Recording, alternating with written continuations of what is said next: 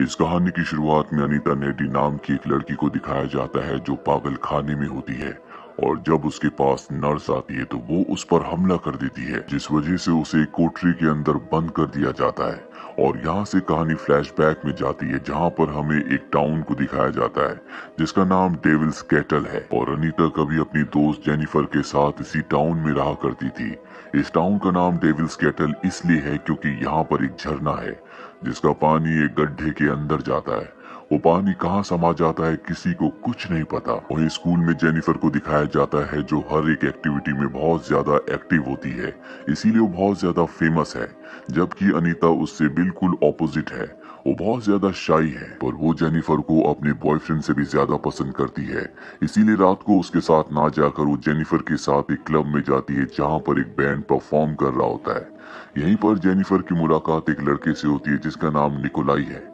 Jennifer को वो लड़का बहुत पसंद आता है, इसीलिए वो उससे बात करती है और उसके बाद उसके लिए ड्रिंक लेने के लिए जाती है। जब जेनिफर उसके लिए ड्रिंक लेने के लिए जाती है तो वो अपने दोस्त से जेनिफर के बारे में कुछ बोलता है, जो अनीता सुन लेती है। वो अपनी दोस्त जेनिफर को बताती है, लेकिन उसकी दोस्त कहती है कि इसे इग्नोर करो। अब जब बैंड परफॉर्म करता है तो यहाँ पर आग लग जाती है, चारों तरफ अफरा तफरी होती है। जेनिफर और अनीता किसी तरह से बाहर आ जाते हैं, जिसके बाद ये पूरी जगह जलकर राख हो जाती है। निकोलाई भी बाहर होता है। वो जेनिफर से कहता है, तुम हमारे साथ चलना चाहोगी? जेनिफर कहती है कि हाँ। हालांकि अनीता उससे जाने के लिए मना करती है, लेकिन वो उसकी बात नहीं सुनती और वो निकोलाई और उसके दोस्तों के साथ यहाँ से निकल जाती है। अनीता उसके लिए बहुत चिंतित होती है, इसीलिए घर आकर वो अपने बॉयफ्रेंड को कहती है कि हमें उसकी मदद करनी होगी, निकोलाई उसे नुकसान पहुंचा सकता है। और तभी डोरबेल बजती है। जब अनीता नीचे जाती है तो कोई भी नहीं होता। वो दोबारा ऊपर जाने लगती है, लेकिन उसे घर के अंदर से आवाज आती है। और जब वो अंदर जाती है तो वहाँ पर जेनिफर होती है जिसके मुंह पर खून लगा होता है। वो अजीब तरीके से अनीता को देख रही होती है। इसके बाद वो फ्रिज से बहुत सारा खाना भी खाती है और अनीता को डरा कर यहाँ से निकल जाती है। उसे कुछ समझ नहीं आता कि ये सब क्या हुआ। अगली सुबह भी वो जेनिफर के लिए बहुत ज्यादा परेशान होती है, पर तभी जेनिफर उसके सामने आ जाती है जो पूरी तरह से नॉर्मल होती है। उसे देखकर वो हैरान हो जाती है। जेनिफर रात के बारे में कुछ भी बात नहीं करती और अब वो पहले से भी ज्यादा एनर्जेटिक है। ये दोनों के दोनों क्लास में जाते हैं, जहाँ पर टीचर रात को बार में मरने वालों के बारे में अफसोस जता रहे होते हैं। पर जेनिफर को इस बात से कोई फर्क नहीं पड़ता। वो अपने टीचर का मजाक भी उड़ाती है। ये देखकर अनीता को बहुत अजीब लगता है, क्योंकि जेनिफर ऐसी लड़की कभी नहीं थी। अब क्लास के बाद जेनिफर अपने स्कूल की फुटबॉल टीम के कैप्टन के पास जाती है, जो बहुत उदास होता है क्योंकि कल रात को हादसे में उसके दोस्तों की मृत्यु हो चुकी है। जेनिफर उससे बहुत अच्छे से बात करती है और उसे अपने साथ जंगल में ले जाती है। और जब जंगल में दोनों जाते हैं तो जेनिफर उसे सीड्यूस करना शुरू कर देती है और तभी चारों तरफ जानवर और उड़ने वाले पक्षी बैठ जाते हैं। और अगले पल जेनिफर पूरी तरह से बदल जाती है, उसके दांत बहुत नुकीले हो जाते हैं और वो कैप्टन को मार देती है। कैप्टन के चिल्लाने की आवाज टीचर भी सुन लेता है, जिसके बाद वो आवाज का पीछा करते हुए उस स्पॉट पर आता है जहाँ पर कैप्टन की बॉडी होती है। वो देखकर डर जाता है। वही जेनिफर को दिखाया जाता है जो 1 महीने बाद अब बहुत ज्यादा थकी हुई लगती है। वो पहले जैसी एक्टिव नहीं रही। अब क्लास के बाद जेनिफर के पास एक लड़का आता और कहता है, क्यों ना आज हम मूवी देखने के लिए चलें। जेनिफर कहती है, इससे अच्छा हम कहीं मिल सकते हैं। और जेनिफर उसे एक ऐसे घर में आने के लिए कहती है जो अंडर कंस्ट्रक्शन होता है। रात को दोनों के दोनों उस घर में पहुंच जाते हैं। जेनिफर उसे देख रही होती है और तभी उसकी आंखों का रंग बदल जाता है, जिसके बाद जेनिफर उस लड़के को भी मार देती है। वहीं जेनिफर की दोस्त अनीता को दिखाया जाता है जो जेनिफर के लिए बहुत परेशान होती है। उसे लगता है कि उसे किसी तरह की मदद की जरूरत है, उसके साथ कुछ ना कुछ गलत हो रहा है।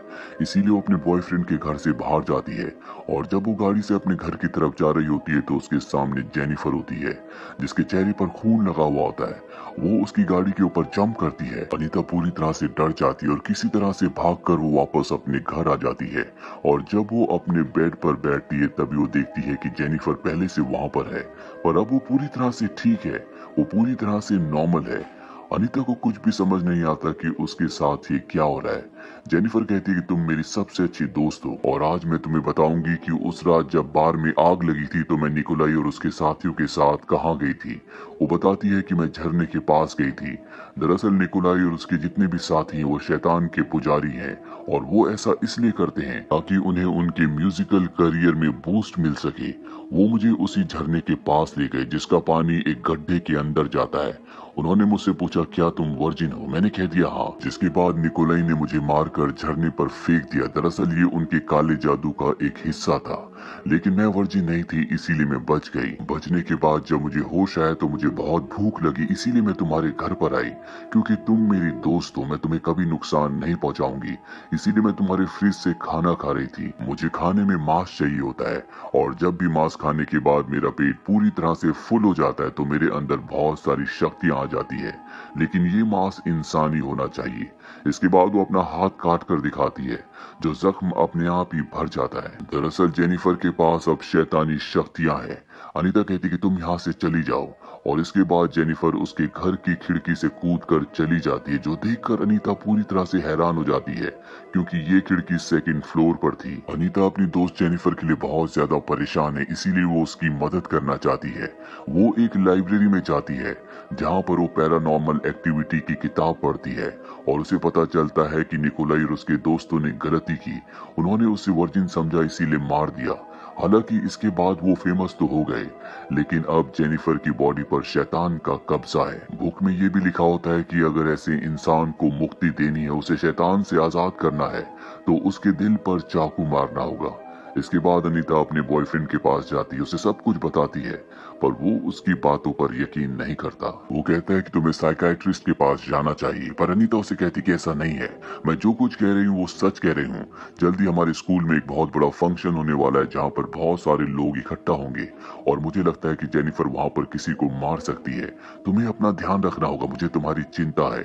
वो जानती है कि जेनिफर अगर मांस नहीं खाएगी तो उसकी शक्तियां खत्म हो जाएगी, वो जल्दी बूढ़ी हो जाएगी। अनीता का बॉयफ्रेंड कहता है कि तुम्हें इस बारे में चिंता करने की कोई जरूरत नहीं है, मैं अपना ध्यान रख सकता हूँ। और अब फंक्शन का दिन आता है, जहाँ पर सभी स्टूडेंट्स इकट्ठा होते हैं, लेकिन ना तो यहाँ पर अनीता का बॉयफ्रेंड होता और ना ही जेनिफर। ये देखकर वो डर जाती है, उसे शक होता है कहीं जेनिफर उसके बॉयफ्रेंड को मार न डाले, इसीलिए वो फंक्शन छोड़कर भागकर अपने बॉयफ्रेंड के घर जाती है।